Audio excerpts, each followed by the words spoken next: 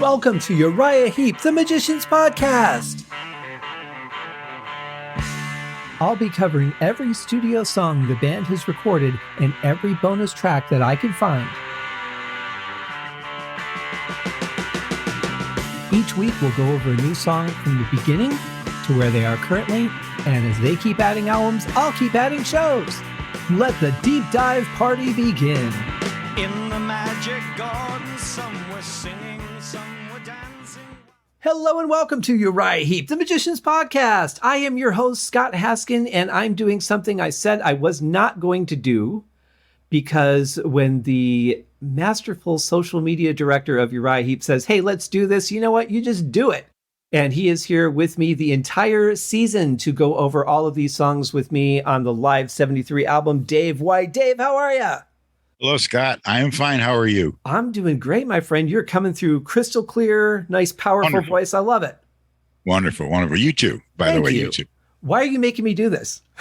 I don't know. I have to hear this album. I haven't heard it in a week. I have to hear it again. Right. Well, this is a very important album for you.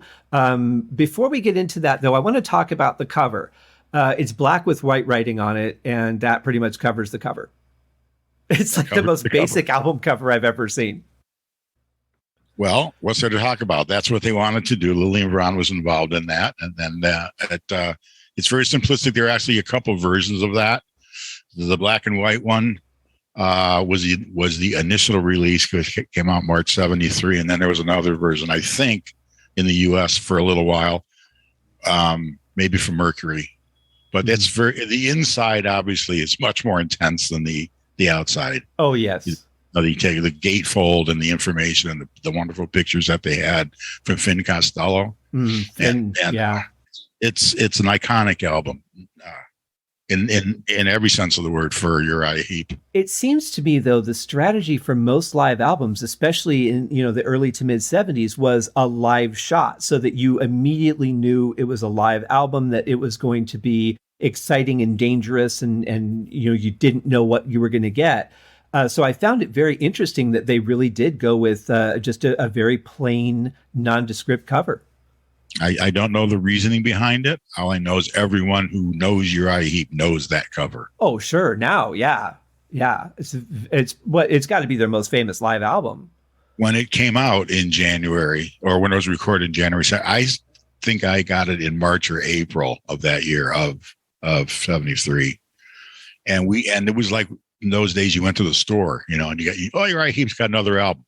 We took it home. It was blown away, absolutely blown away how good it was, and how indiscriminately simple that cover is, just sitting on the shelf all by itself. Uriah Heep live. Little did anybody know the impact that thing would have on so many millions of people. And it's so simple. I think that's what draws the attention to it, because at the time everybody was fighting for an album cover that stood out.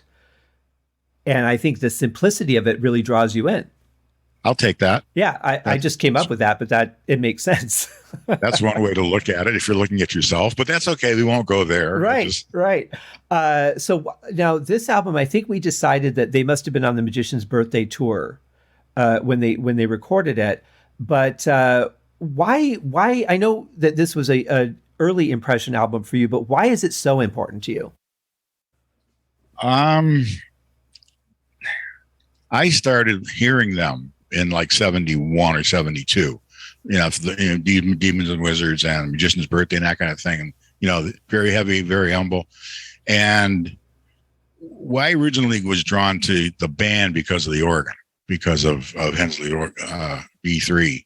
And so I was a very big fan of, as I found out later, so were they, of Vanilla Fudge.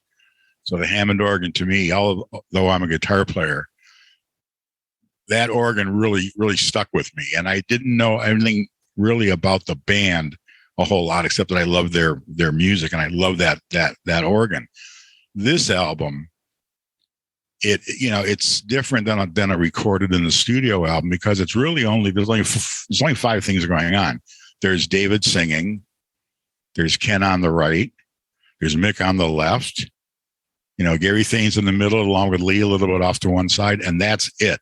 And they're very distinct. And I don't know, not these days, most people don't have a way to do this, but if you can cut off one of the sides, you can hear just Mick, and you can hear just Ken, and I think the quality, it was recorded by a mobile unit called the Pi mobile recording system, or mobile recording unit. And Pi was a mobile recording company, that POIE. You can look it up on Google.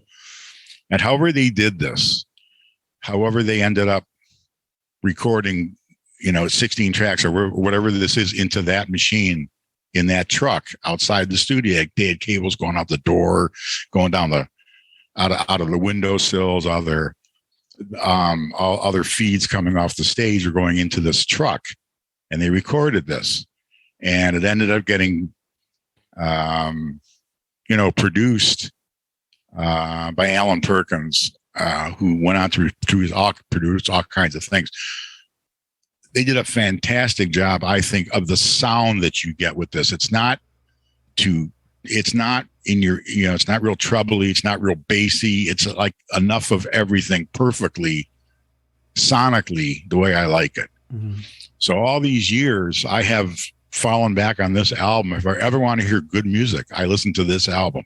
And I think this is probably the best live recording of any of the four live of the four, Deep Purple, Uriah Heep, Black Sabbath, that were out at that time. This one really, I think Deep Purple live, and I think that was Japan. That doesn't hold a candle to this. This is just a really well recorded, and it sounds really good, and everything is very distinct on it, and it's incredibly loud. And I'm sure at the time it was recorded, it was gangbuster loud. But they did a fantastic job. And I just think sonically this thing sounds great. And the performance, top notch. They were at the top of their game when this was recorded. So that's why it means a lot to me. We heard it 1,000. My wife and I heard this 1,000 times in the first couple of years after it came out. We just love it. Well, and one thing that strikes me about it too is that a lot of times when bands are being recorded, and this is the first recording, there's a lot of money being spent on it. It's a big deal. They get nervous on stage. They become a lot more rigid. They don't take as many chances. It's not bad music, but a lot of times it's like, well, I better dial back a little bit and make sure it's perfect instead of just going for it and giving the fans the concert that they're used to. And I never felt that Heep held back even a note on this album. It's like a full on performance. Yeah, that's what I feel too. It was evidently recorded over 2 nights, I think, is how this is kind of a legend in itself. But some people tell me that it's recorded in one show at Birmingham Town Hall. Other people say it was a couple of performances. I think it was probably more than one night, because there's some differences in the way some things sound to me on the different songs. For example, the organ, the Leslie seems to be different on some of the songs, the way that it is reacting on some of the songs than it would on other of the songs. So I think July Morning and Circle of Hands were done on the same night, but some other songs on this album I think were done a different night. So there's that. So to get this quality and this consistency of sound in 2 different recordings is remarkable back then. Because remember, this was live shit. There wasn't any computers doing overtracking, overdubbing, and cut and paste. You couldn't do that. Right. Very true. Another thing I noticed that's very interesting about the album as I look over the song list is that Lady in Black is missing. But if I remember right, Lady in Black didn't really gain a huge popularity until after. It was like years after Salisbury came out. Yeah, I'm not a fan of Lady in Black, so I really don't have a comment. I'm kind of glassed out on here, though. When I see the band live, Bernie always looks at me and goes, "Come on, Dave, you know the words." Well, I don't. so I'm really awesome. Not a fan. I love it. But I mean, it certainly became a staple in their live set. But absolutely. But it wasn't a hit at the time Salisbury came out. It wasn't until years later that it actually started gaining that momentum. So it wouldn't have been a live song when they did this album. So lucky for you. Lucky for me, right? Well, so our first song is Sunrise. Dave, I'm so glad that you're going to join me for every episode of this season. It's a lot of fun. Looking forward to this. This will be great. As this is being recorded versus when it's being released for public consumption, everything now has been recorded and uploaded. All the bonus tracks are done. Everything that I have found is done, and we're just awaiting the new album. So without Dave's idea of doing this, the podcast would just be sitting there tapping its fingers, waiting for however long it's going to be before the new album comes out. So thank you. Can't have that happen. Can't have that. You're welcome. Well, we can't have that happen, Scott. I will not permit it. I appreciate you keeping me from sleeping. There you go. Well, let's check it out, guys. Here is Sunrise.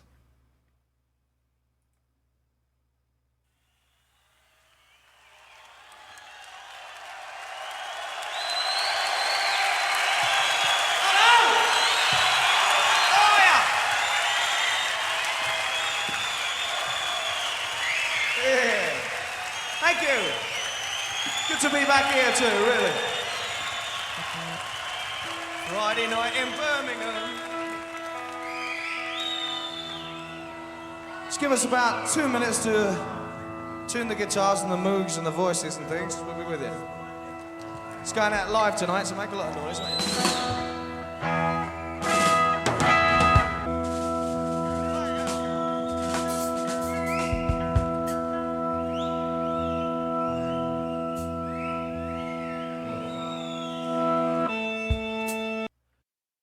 If there's one thing a drummer can't do when a guitarist needs to tune, it's be quiet.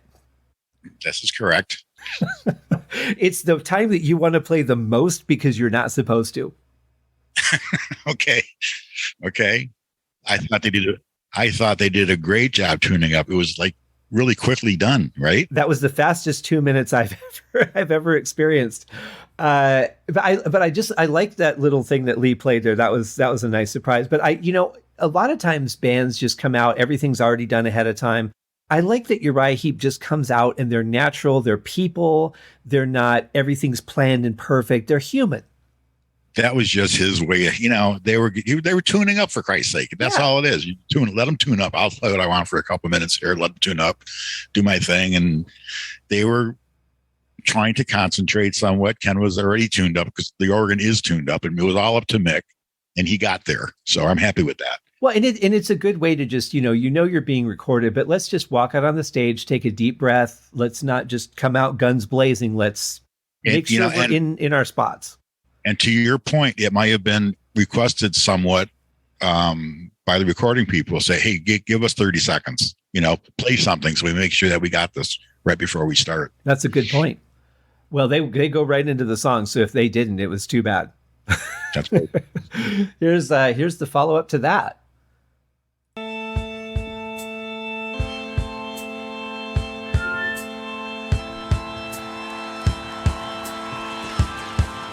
Welcome, please, England's own Uriah Heep.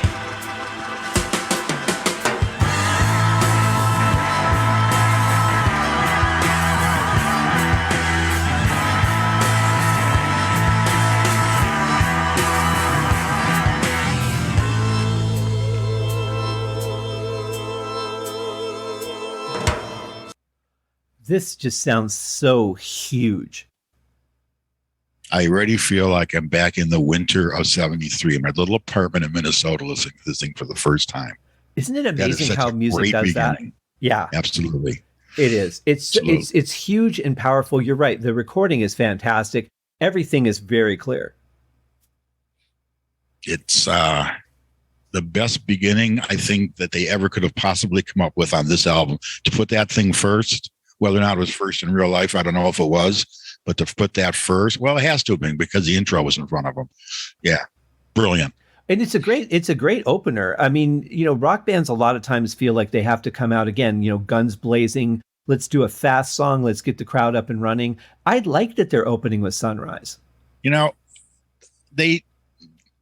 did a thing. I don't know if it was Ken, but there's two notes in there. If you listen to the beginning 5 or 6, 7 notes of that ascending thing on the organ, there's this thing, right? And I don't know if that's feedback or if he hit the lower manual with his fingers by accident, but it does this, and then it starts into the song. So we recorded this for a tribute album we did 25 years ago now, and I did that same thing on the recording that we did. I thought it'd be cool. And Ken was there. It was in his studio.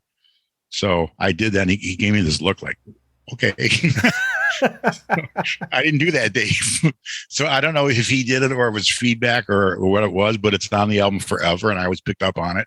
And I've never heard anyone do that when they do a version of Sunrise, like any tribute band or anything. I have to think that would be somewhat weird to say, all right, why don't you guys come into my studio and record a tribute album to a band I was in? And it was pretty weird. Watching you play his songs. That's got to be. Was that intimidating, though, to be playing Ken's music in front of Ken? Totally.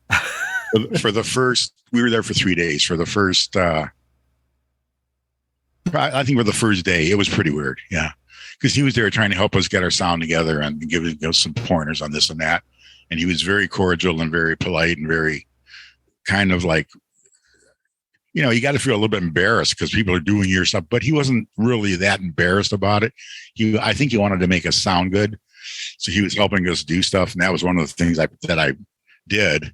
And it was like, okay. It was a great experience. Someday we'll do a talk about that. Yeah. I have to ask you, were there any food fights? I'm sorry? Were there any food fights? No. Why? When I interviewed Ken, he told me, because I had asked him, Ian Pace from Deep Purple played on one of his solo albums. And I was asking him about that. And he says, well, sometimes we were recording and sometimes we just got in food fights because apparently he had a keg. And so everybody went to his place because he had the beer. And sometimes they would record and sometimes they would get in food fights. And so I've been dying to get in touch with Ian Pace to get his perspective on that, because I'm sure there's some fun stories in there. I'm sorry to say we had no food fights. I wish we would have had food fights. That would have been really fun, except he probably would have got really upset if I had yogurt on his keyboard or something. I don't think it would have been a good idea. Hopefully they were in a different room. Hopefully. Yeah. Hopefully they're in a different building. Wherever the keg was, yeah. Well, let's find out what happens in the song next. Sunrise and a new day's breaking through. The morning of another day without you. As the hours roll by, no one there to see me cry except the sunrise. The sunrise and you.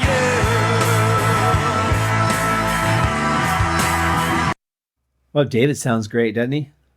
Awesome. Absolutely awesome. As strong as can be. Yeah. I like the minimal reverb that they have in his voice. A lot of times when you're live, they just kind of oversaturate the vocals in reverb, but that's an actual real nice level because it feels alive, but you can hear the clarity. He's pretty out front. There's not a lot of effects on that. It's just his voice. Yeah. Mm-hmm. I love what Gary Thain is playing back in this too. I mean, God, he's such an active bass player.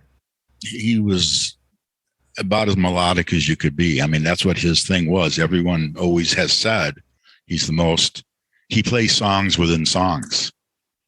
I mean, his bass patterns were song-like, and that was his thing. He was known for, and everyone comments the same way about him. He was so fluid and so, melody driven within a song. He'd have his own little song within the song, and people remember that. That's an integral part of the music. It isn't just doing root notes. He was really all over the place, but totally in with the music. That's one thing I have to say. Historically, all of the Heep bass players were very adventurous and not guys that would lay back and play the root very often. Trevor Bolder probably more than anyone, but he was in the band a long time. Right. Right. And then we got to talk about the backup vocals because they sound like they're right off the album. I know. And I don't know how they did that. I don't know if any of this was overtracked, or I never asked anyone if it was. I don't think it was a whole lot. I think there were parts of it that might have been. I don't think the backing vocals were. They were like, and they're like right on. I mean, they're exactly on pitch. They're perfectly matched. And I have to think, because some of it overrides where David is singing. So that's got to be Ken, Mick, and Lee. Right. But that's hard for a drummer, let me say, for a drummer to do that live and be playing. And he's a heavy hitter. That's what he did. So, That's but what he did. so for him to do vocals that smooth on top of being the drummer, that's impressive to me. That's part of the mixing too. But he had a great voice. There's no question there. Anyways, Lee had a wonderful voice, and it was strong. And as an accompanist to the melody, doing vocal, harmony tracks, they mixed him in and made him sound probably a little bit more pronounced than you would hear him live. I think it's wonderfully done. It sounds just like it should be. Yeah, very much so. Well, let's see what happens.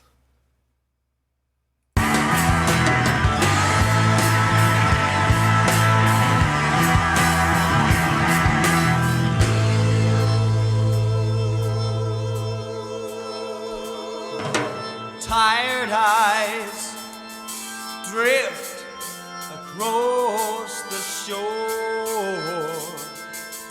looking for love and nothing more. As the sea rolls by, there's no one there to see me cry, except the sunrise and you.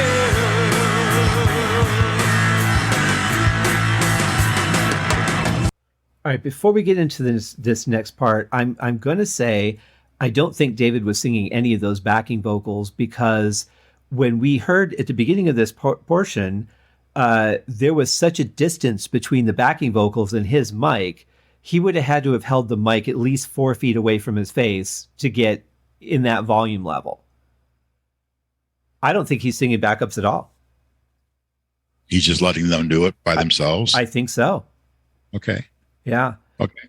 Could be. Yeah. But it sounds really good. I love those little fill-ins from Mick. Just the little touches that he puts in that adds so much to a song, yet they're so simple. You can hear him starting to open up as the song progresses. He's getting less and less, brand new song, brand new gig, first song of the gig. It takes a minute or two to get into the groove, and I think he's starting to get there. He's getting looser. I asked him about this song, this album, and specifically this song. And I said to him, I think you're playing an SG out of a Marshall 100 watt. He goes, yeah, that was it. That was it. I think that's what I did, was an SG all night long with a 100 watt SLP Marshall, maybe a single cab. He uses 4, but he only had actually mics out of 1. Right. Yeah. And he keeps one running and the other ones are for backup, sort of, because he doesn't want his ears to get hurt. So he's very aggressive on this song. It's a great sound. And I asked him about effects and foot pedals and things. I think there was just a wah. I don't think there was even a distortion used on this song. Wow. I think that thing is up full blast because it sounds like an older SG and it sounds like a Marshall, and there's nothing in between them. I think it's just like spot on, go for broke, turn everything up and play.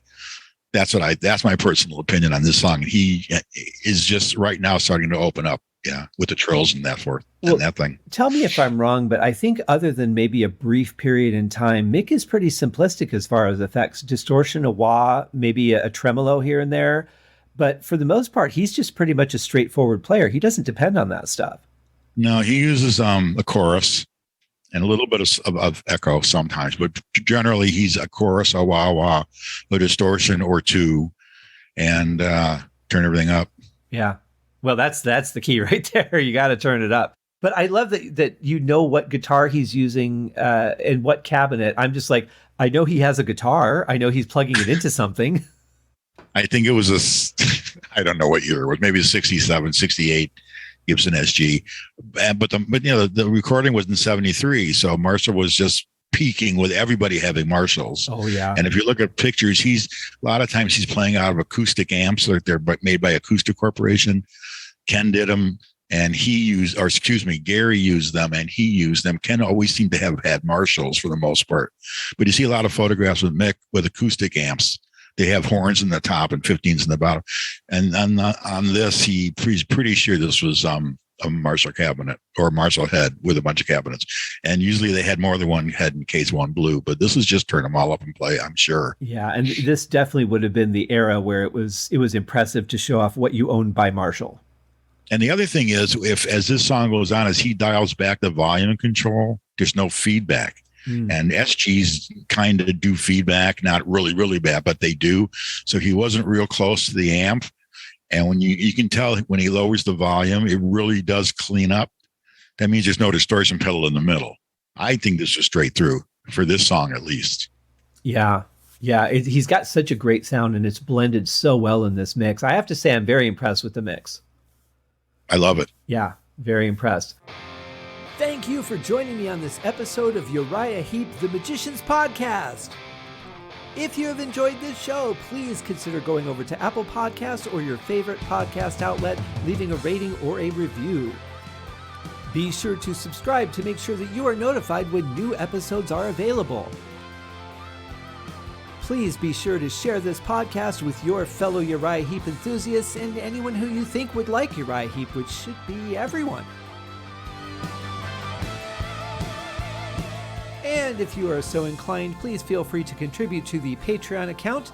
And if you are not a Patreon subscriber, you can also pay through the PayPal link on the website listed in the show links below. I would also like to thank Uriah Heep for their very generous support of the show. And thank you guys for listening. We'll see you in the next episode.